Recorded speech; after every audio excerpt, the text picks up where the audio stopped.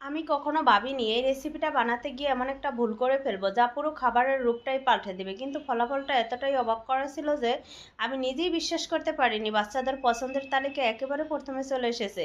তাই আজকে বলেছি সেই রেসিপির গল্প। শুরুটা করেছিলাম কিছু ফ্রেশ চিকেন উইংস দিয়ে।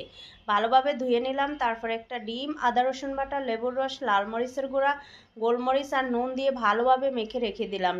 যদিও টক দই থাকে দিতে পারেন, আমার স্বাদে একটু ভিন্নতা আসে। আমি দই না পেয়ে লেবুর রস দিয়ে কাজ চালালাম।